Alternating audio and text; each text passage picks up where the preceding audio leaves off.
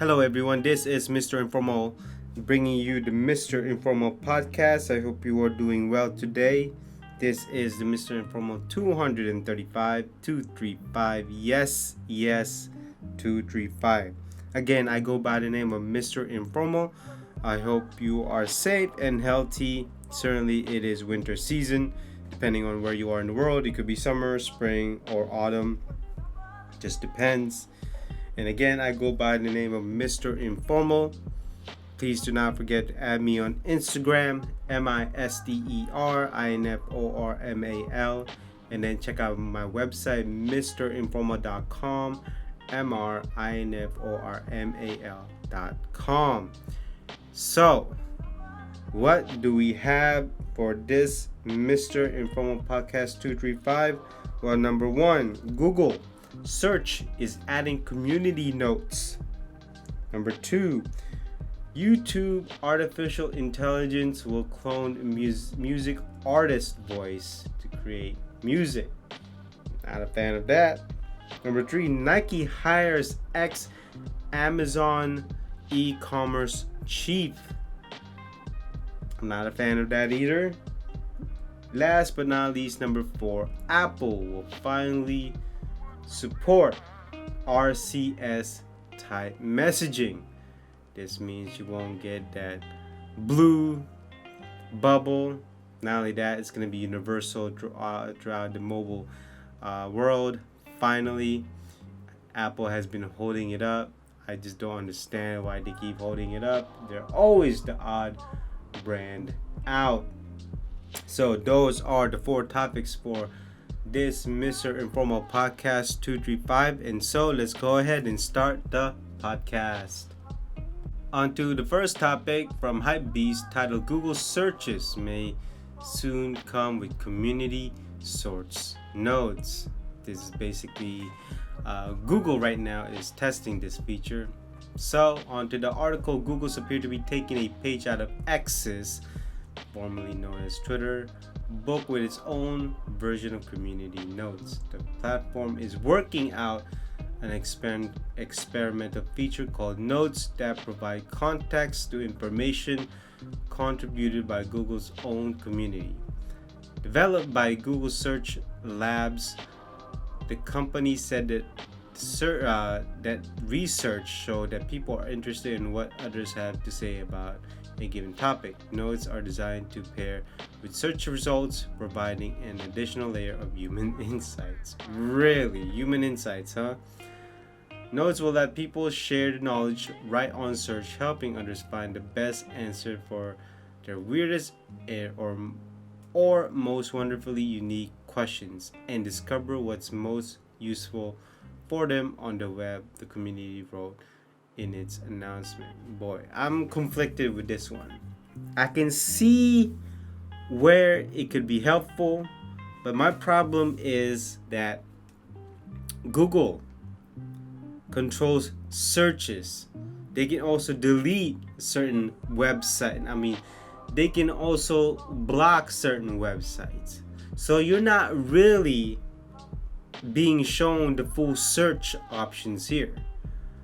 That's number one. Number two is that what makes a person credible in terms of their opinion? Because I wouldn't say these are notes. I'm saying these are opinions. What if you want to search about the ancient pyramids? Not one paleontologist or even biologist, engineers, Egyptologist. No one really has the answer when it comes to that topic. So what makes human insight be integral part of the search notes? Not only that, integrity, credibility, ethics. What makes it right? It all comes down to opinions here. So this is why I'm conflicted about this. Is that, again, number one is that Google doesn't really show you all of the searches. They can basically block or ban a particular website, and not only that, we got our own government trying to tell Google what to censor in the internet. And then number two is that we're gonna have so many opinions about this called AI generated notes, that you don't know if it's credible or not. And so I believe that for anybody who's doing a research paper, you have to read the whole article. You can't depend on summary. And that for you to do your research paper, you also got to give your opinions, because what makes things factual may not actually be facts depending on a person's notes. And so this makes research paper even harder. And for those who even try to do a research paper, I mean, facts are facts. Well, I mean, apparently the victor writes history. On to topic number 2 from hypebeast.com, titled YouTube's new artificial intelligence tool generates clones of artists' voices. I am not a fan of that. But apparently YouTube is collaborating with John Legend, Charlie XCS, XCX, and other music artists. Demi Lovato, Papoose, T-Pain. Wow. So, while some musical artists have expressed their frustration over their voices being cloned without their permission, YouTube has rolled out a new tool to do exactly that, albeit actually working alongside the artist. See, the artist basically signed their soul to the devil. The video platform recently unveiled a new feature called Dream Track that allows users to make their own music with an AI-generated clone of the artist's voices. Available only on YouTube Shorts, users won't be able to make a full-length songs. Yeah, sure. 30-second tracks. Thankfully, the voices that will be only to be used is from artists who are collaborating with YouTube on the feature. I'm extremely excited and inspired. YouTube has been a great partner in outlining their approach to AI and understanding the need to work together to develop this technology responsibly, ensuring it will accelerate creatively instead of replacing it, Put said. Responsibly? I don't think so.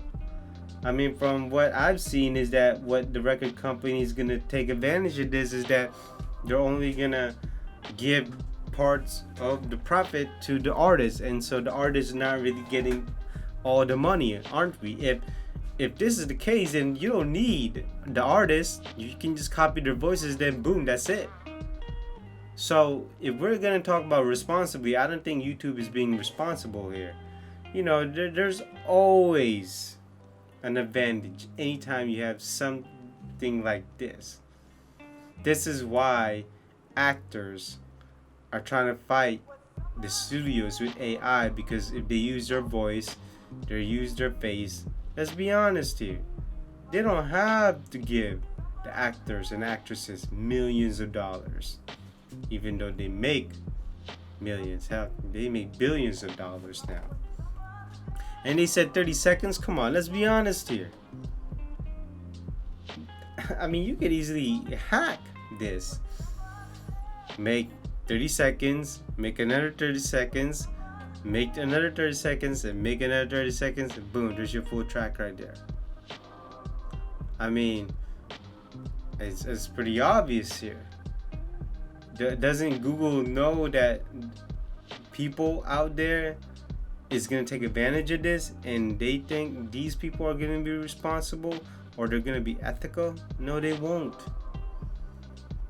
Google is pretty naive here, but I know they're acting naive, so they can save face. They're not acting in good faith. Not only that, they're not gonna pay the artist. Let's be honest. And even if they did, where's that money coming from? Oh yeah, they're gonna take away that money from other content creators, and they're also gonna market this up front so they can compete with TikTok, because apparently this is only available in YouTube Shorts. And so what's really going on here? I mean, there's probably another side to this coin, that YouTube is not showing. And I just don't understand why these artists even signed up for this. They basically sold their soul to the devil.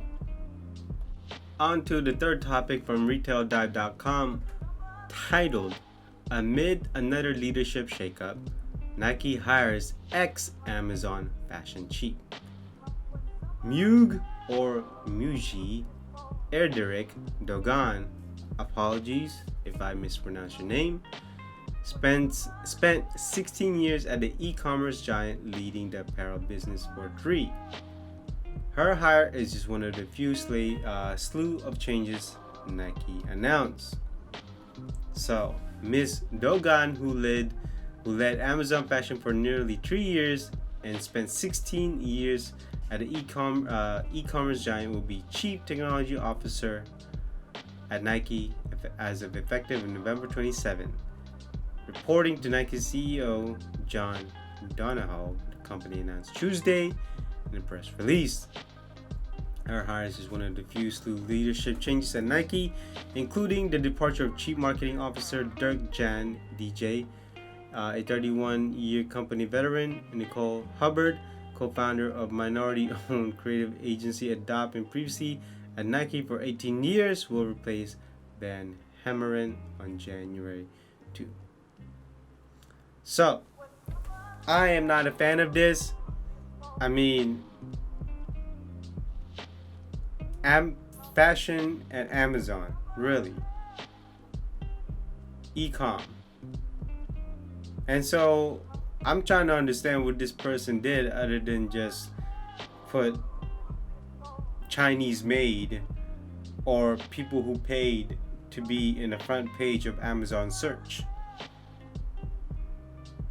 I mean, I'm still trying to understand what did make this person successful, because now she's not just going to an e-com. She's also going to the biggest Nike sneaker shoe brand in the world. And so honestly, for me, I don't think she's gonna last. But I'm hoping she's successful, because I don't hope anybody to fail. But I think going from Amazon to Nike is a whole different deal. So, for the most part, except for the hiring at Amazon Fashion's Dogan, these most recent changes at Nike lean on the longtime company veterans, but they are expected to deliver new levels of performance, style, and breakthrough storytelling for consumers around the world. Heidi O'Neill, Nike president of consumers. Innovation, design, and storytelling have always been a heart and soul of Nike. These leadership changes enable us to obsess further our unparalleled innovation, product design, and storytelling to reimagine sports for the next generation of athletes. Okay, so if that's the case, this new hire, Amazon doesn't do that. Amazon never did that. They never story told. They were not innovative in terms of bringing fashion to the e-commerce. Now, in terms of accessibility, sure, but they never brought storytelling to consumers. So, what made this ex-Amazon be hired? I mean, other than being in e-com for 3 years, being the head e-com of Amazon for 3 years and working there for 16 years. So, the company's focus has also shifted in order to expand direct to consumers sales. Despite that, this year the brand took pains to say that DTC and wholesale are both important channels. By mid-year, Nike had restored partnership with retailers including Macy's and DSW that had previously been dropped. Yeah, well, no crap, because you as Nike thought that you were bigger than them, and it's pretty obvious you're not. So, in the article, it says Mug is a consumer. Ms. Mug is a consumer-driven leader who prioritizes connecting technology and science to consumer experience, product innovation, and supply chain efficiency to drive profitable growth. Donna had said in a statement. Again, that's just all marketing talk. But honestly, in terms of storytelling in e-com, that's not what Amazon did. So I'm trying to understand how this person is gonna do that. She's probably gonna hire different types of people under her. We'll see.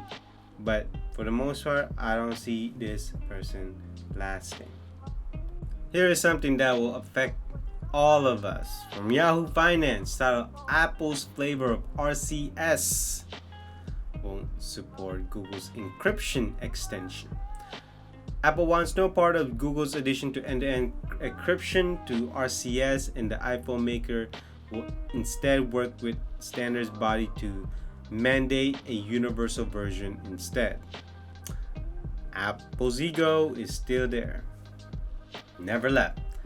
Apple will surprise everyone on Thursday with a brief announcement that RCS would be supported by its product 2024. That means that Android and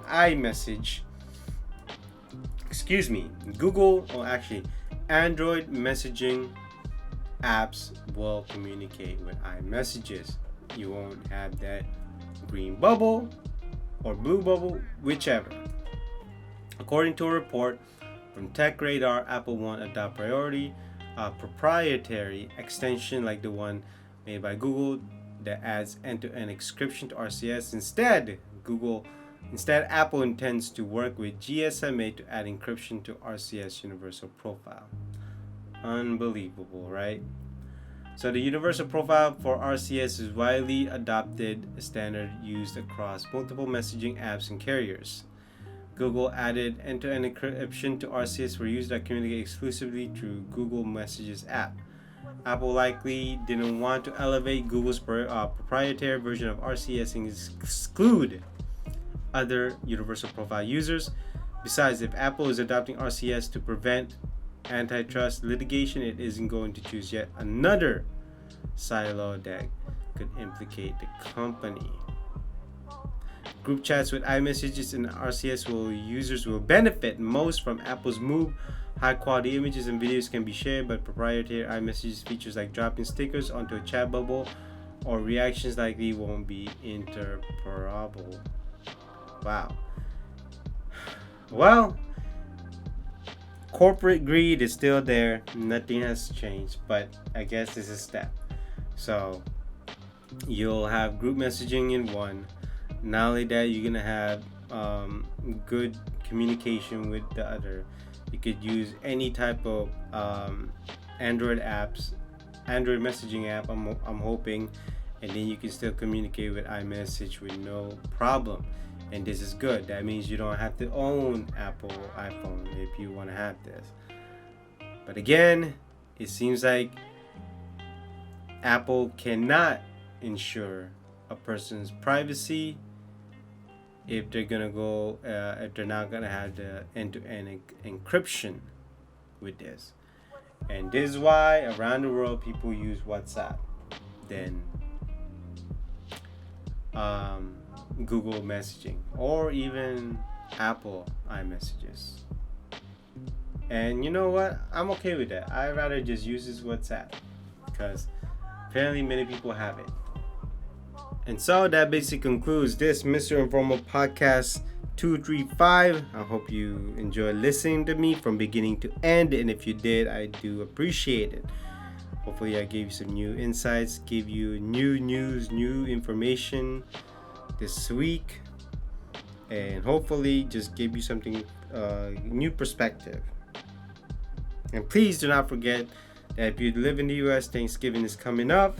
Hopefully you enjoy with your loved ones, with your family, especially the ones who cannot be next to you or be close to you this time of year. I know there are many people in the world that cannot always be there for Thanksgiving. And so wherever you are in the world, good morning, good afternoon, good evening, good night. This is Mr. Informal. I will see you in the next podcast, but please do not forget to add me on Instagram, MisterInformal. And then check out my website, mrinformal.com, mrinformal.com. So I will see you in the next podcast. Bye-bye.